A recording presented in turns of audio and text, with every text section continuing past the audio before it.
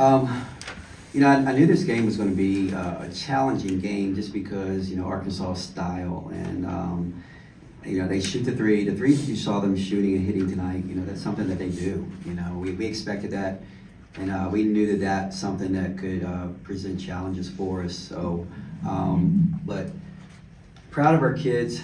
We came out. We didn't always play great, but we had some flashes. We looked really good. And it's really good to get back in the win column. I'm very proud of the way, I always tell them that life is 10% of what happens to you, 90% is how you deal with it. And there was nothing we could do about that Texas A&M game, but we could do a lot about what the future was going to hold. And they came out, we had two really good practices where they were loose, confident, and I think it showed today. So good bounce back game for us. Very pleased with the effort, everybody contributed. In a really good way, especially our bench. We got some good minutes for our bench as we continue to try to grow that, because we're going to need that as we go down the stretch. We'll start with Brad, Caroline, then Kai. This could be for Coach Etiana. How did it feel about coming back home and being in Memorial? For me, I'm very proud of our kids for their resiliency and the fight. We played 4 games out of 5 on the road in the SEC, and that's tough. It's really tough, and we've been away for a while, but they were very professional about it. But it was exciting to be able to come back in front of our home fans. It's a good crowd tonight. I think we helped grow the game today.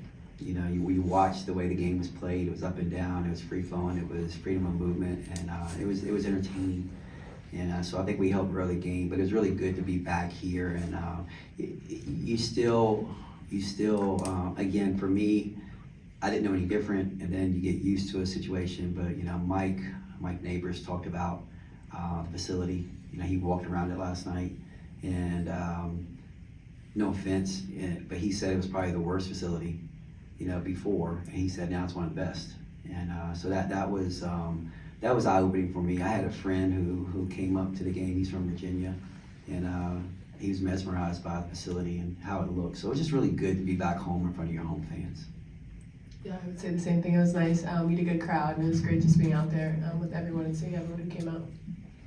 Teonni, on Thursday, it was really just you getting things going, but today, everybody was involved, even the bench. What difference did you see from today? I think today, we were just all came out with more energy, more focus, just more like togetherness. I think just being connected and confident with what we're doing as individuals, that helps everyone really get to their spots, know what they're doing and stuff like that. So I think obviously we had some ups and downs, but I think that was the biggest difference, was just being out there together, being confident as an individual and as a group. With both of your losses being on the road this year and that North Carolina one being real early in the season, did you see a difference in the team and how they handled this one? Yeah, I did.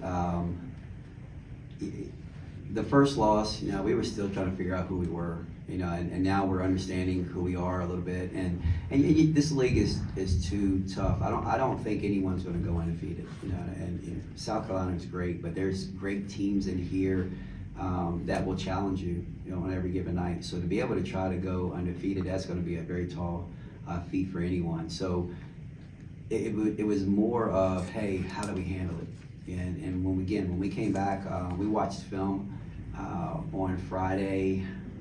It wasn't a lot of yelling. It wasn't a lot of finger pointing. It was just, okay, basically we just didn't make shots, and when we dove into it, we got shots that we wanted to get, but it was just one of those nights. If you tell me that we're going to get 18 3-point attempts, and you tell me I'm going to make 1, I would say you're crazy. We're going to at least make 3 or 4. If you make 3 or 4, you win that basketball game. So we didn't hang our heads. We were disappointed. We didn't hang our heads. But they really took me to heart, and they said it happened. All right, so then let's go out and fix it so it doesn't happen again. Phoenix, John. Coach, I guess for both of y'all, you're heading into a big stretch of games where tough slate to end the season. Just how big was it today to kind of get back on track? We've been in a tough slate, Phoenix. Yeah. Every game is tough, and to say that teams, the Vanderbilt and the Floridas and everybody's not tough. Every game is tough, and we approach it one game at a time. And if we look down at the schedule, like I didn't know who we played on Thursday until somebody told me.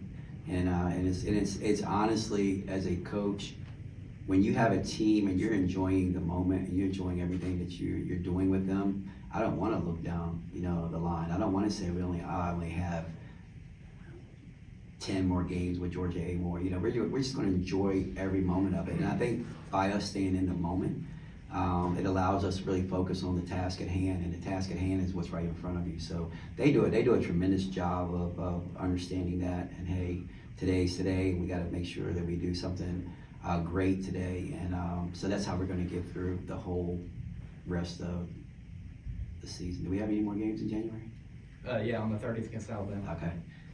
All right. All right. So we're going to take them one at a time.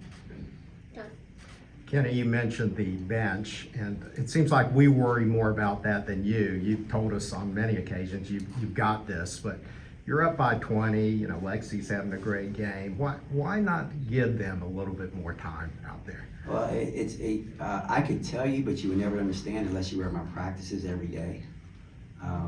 Everything that we do is by design, and we know what we're doing. We know who needs to be in the game with who.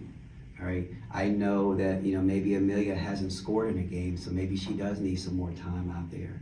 Right, and then I watch every one of them in practice to see, okay, who deserves what and what opportunities. ST has gained opportunity through us because she's working her butt off in practice. Not to say that Lexi's not, but there's a bigger picture.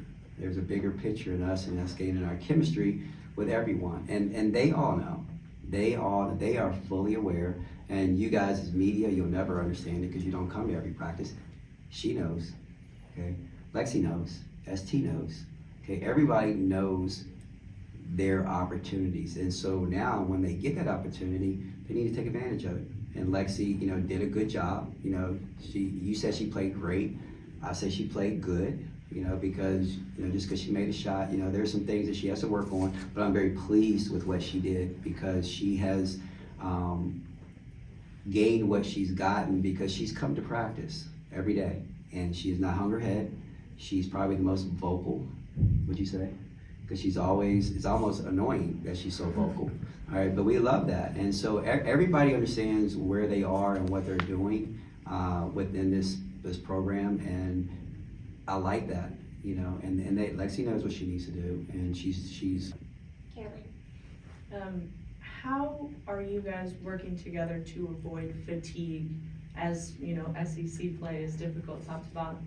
I think, and I know why you guys talk about it so much, because you are reporters and you're journalists and you do a fantastic job, and that's what you're supposed to talk about. All right, but we are well aware of their level of fatigue. There's not a team in the country right now that's not tired, okay? There's a lot of teams who might play 8 or 9 people, but then they might go into practice and they might practice for 4 hours, and they might go up and down. They might, scrimmage. We're well in tune with their bodies and what they need to do and how we need to operate. And we can't have magic dust where losing Jordan and losing Dom when we lost them. Okay, they were a big part of what we were going to do. It was really going to bolster our bench. Lexi Blue is a freshman, and we knew that she was going to have an adjustment period. Cassidy, playing her role, and ST taking a little bit of time to figure things out. That's essentially, we didn't plan for that, and so we're 17-2, doing what we're doing, and we're getting better and better. But I promise you, every day we talk about what we're going to do. We treat them very professionally. They come out. She might get a massage one day instead of practicing, or they might get shots instead of practicing. And then we'll practice, really good one day to get their timing and everything. And it works. And it's worked. And it's something that I've had to do. Like I said, the year we went to the Final Four, I played 6.5. Okay, one kid got in sometimes she didn't. But we operated in that fashion. So we're not going to go out here and practice tomorrow and they're going to go 4 hours. We're going to make sure that we're taking care of their bodies. We're well aware of how many minutes they played, what they need to do, and they're doing a good job of accommodating that as well.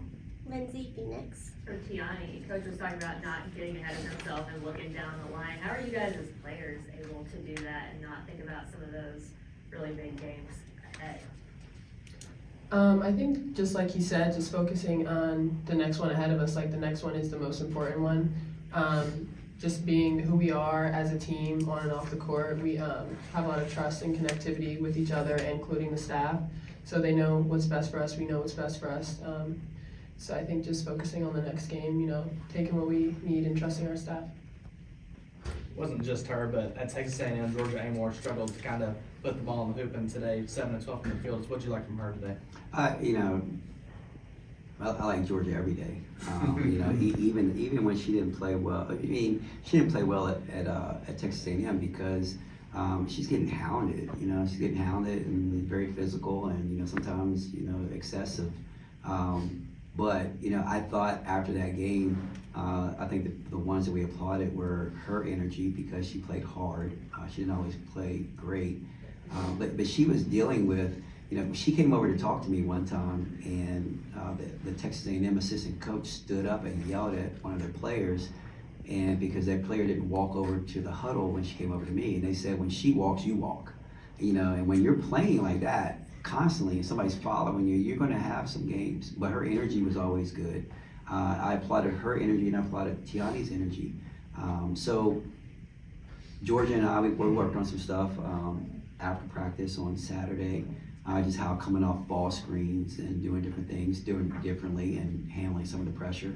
And I thought she came out today and she facilitated great. I thought that that play that we had at the end of the third quarter when she could have heaved up a three and she passed it over to Deja Lawrence is the epitome of how we want to play basketball. And I think the roof came off this place when Deja hit it. So, you know, she's going to play great. She draws so much attention, and she gets the people basketball where they need it. Awesome, thanks. We'll see you Thursday.